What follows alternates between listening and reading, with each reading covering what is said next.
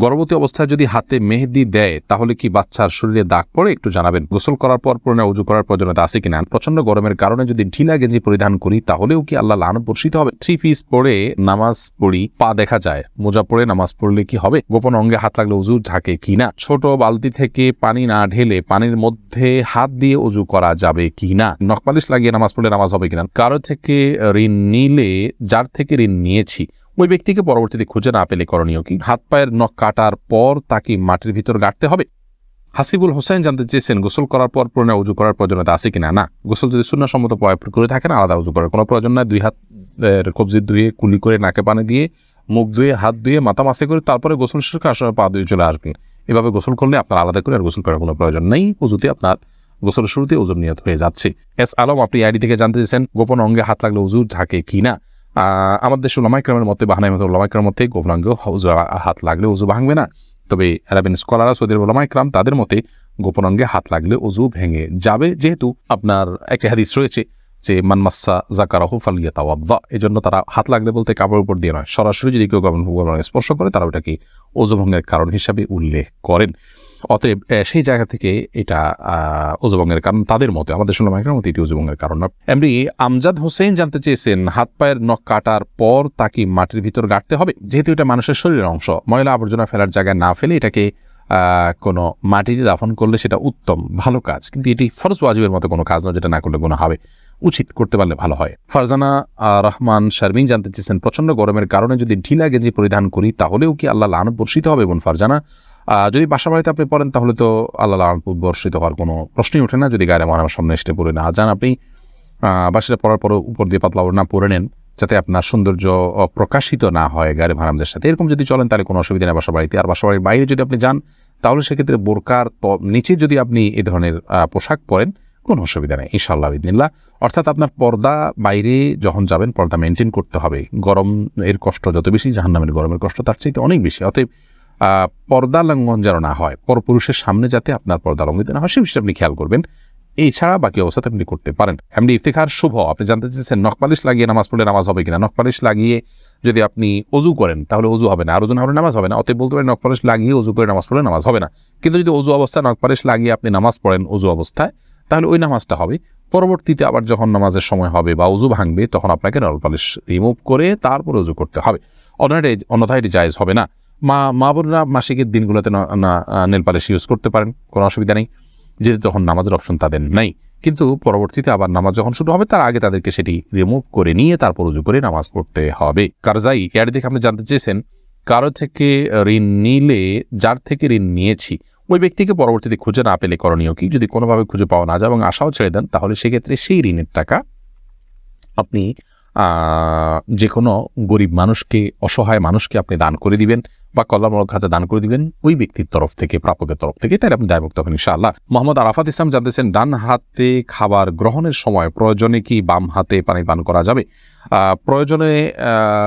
প্রয়োজনে বলতে কি, ডান হাতে পানি পান করা উচিত, খাবার গ্রহণ করা উচিত। ইভেন আপনার খাবার খেলে আঙ্গুল চেটে তারপরে আপনি ডান হাতে ধরে খাবেন। যদি আমাদের দেশে ওলামা ইকরাম বলেন যে বাম হাতে আপনি পানির পাত্র ধরলেন, ডান হাত দিয়ে ঠেক দিলেন, তার মানে 2 হাত ধরে খালেন, এটা জায়েজ আছে, এটা একটা পন্থা মাত্র, কিন্তু সবচেয়ে উত্তম হয় সরাসরি ডান হাতে খাওয়া।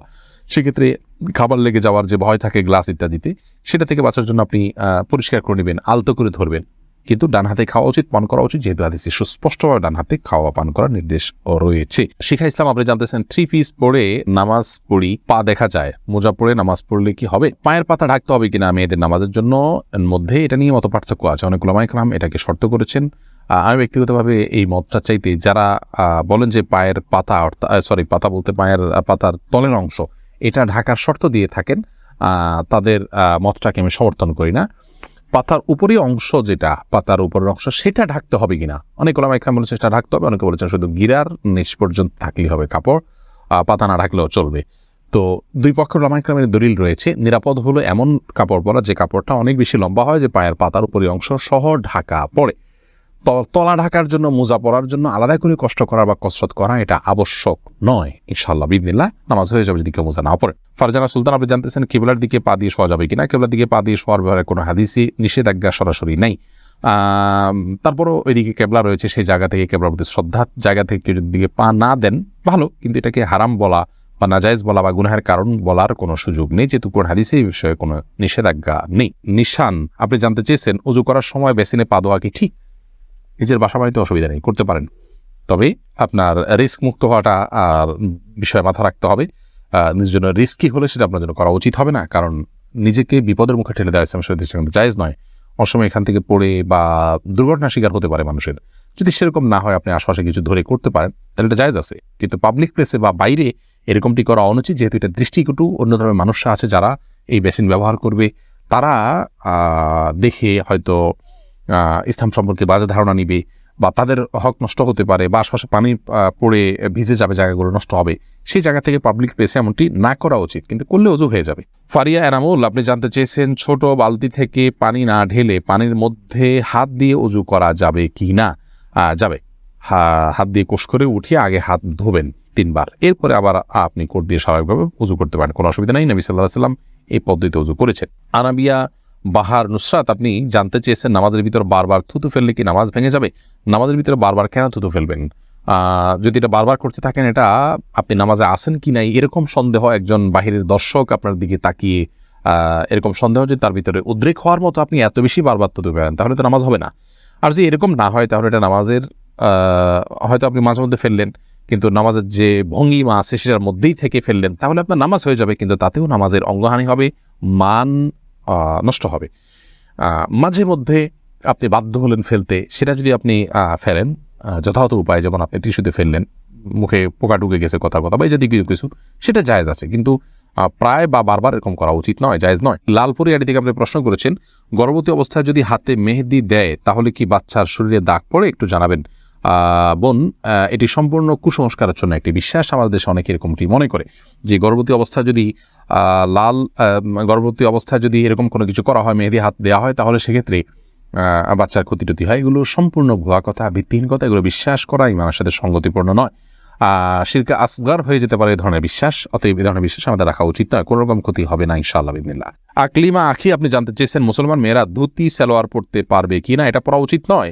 ধুতি যেহেতু হিন্দুদের একটা ধর্মীয় পোশাক বলা যেতে পারে, হিন্দুদের একটা কালচার, সেই কালচারের অনুকরণ মুসলমানদের জন্য করা জায়েজ নাই। মুসলমানের জন্য অন্য আপনার মুশরিকদের বা আল্লাহর প্রতি যারা বিশ্বাস রাখেন না, সেই সমস্ত মানুষদের সংস্কৃতির অনুসরণ করা জায়েজ নয়।